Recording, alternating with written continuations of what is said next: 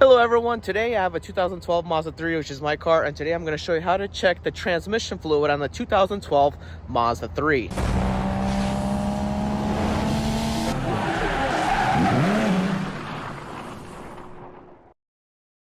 On this particular Mazda, I'm going to be showing you how to check the transmission fluid level on the first generation. I believe it was from 2010 to 2013, if I'm not mistaken. Mazda 3 Skyactiv, the 2.0 liter with a 6-speed automatic transmission. And if the manual transmission is similar, please let me know in the comments. But this is personally the automatic transmission. It is very simple to actually check, especially if you have a cold air intake. If you don't have a cold air intake, I'm sorry, you're out of luck. You're gonna have a hard time taking everything apart. First things first, you open the hood, and there sits the cold air intake. If you had a stock Mazda, it would have a regular air box in there, and I haven't seen a regular air box in the Mazda in a while, so I can't even tell you how to even begin to take off the regular air box, but I'm going to guide you through how I take off my cold air intake. Basically, the first things first, what you want to do is, you see this mass airflow sensor plug. What you want to do is push on this and pull it out like so. And yes, you have to take everything off in order to get to the dipstick for your transmission to check the transmission fluid level. But first things first, you got to remove the cold air intake, and I like to remove the cold air intake by the throttle position, the throttle body, and also got to remove this little vacuum line as well. Actually, everything pops out very easy as well. Set that to the side so you don't lose the clamp, and then should be able just to pop the cold air intake out.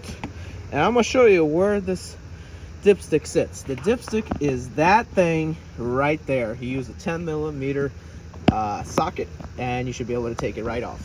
You're going to use something like this, like so, and when you put it down there, it's gonna be on a slight angle. So this coolant hose might be in the way, but at the same time not in the way, so don't worry.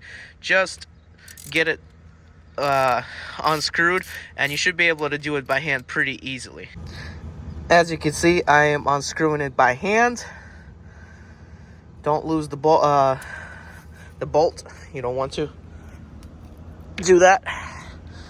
And to take off this, I'm gonna try to show the best appropriate angle for you guys, but basically it's like a little cap that you could spin and kind of wiggle back and forth. There you go.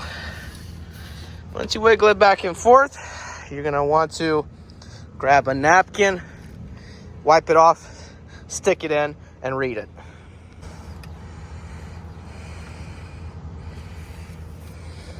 As you can see, I am kind of low.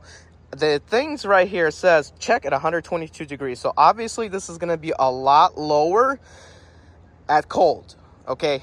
And I'm going to be topping it off right now, and I'm going to show you what I'm going to be using. Okay, I'm using this kind of funnel right here, the automatic transmission fluid, as I'm using this one. Make sure it's full synthetic, and as far as I know, it is full synthetic. You could use also the Mazda generic brand, and that's what I recommend. But hey, if you have no other choice for emergencies, which I don't have the automatic transmission fluid, the generic one from Mazda, available, just use this at basically Advanced Auto Parts.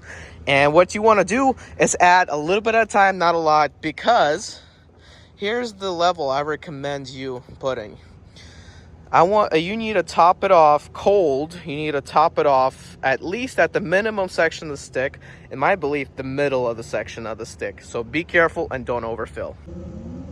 So periodically, you want to check how much you filled. This is how much I filled.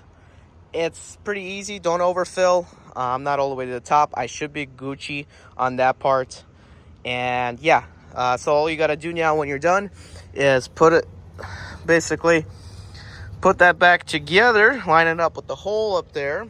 And the little trick that I do is basically I take it off the wrench, just the socket and the extender, and I hold it with one finger there, and when I put it down, put it down right in the hole, and then basically when it's in the hole, I could just start spinning it like this to tighten it up, and once it's tight, you could then use the wrench to finish it off.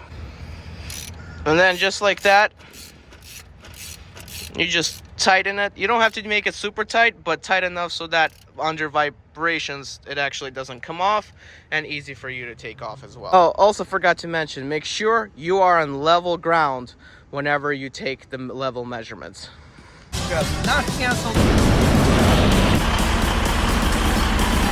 Guys, I'm Eddie B. 2004 turn right.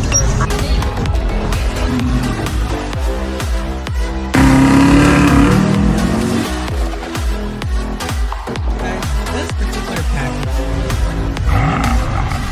driving attempt on the 6 Series.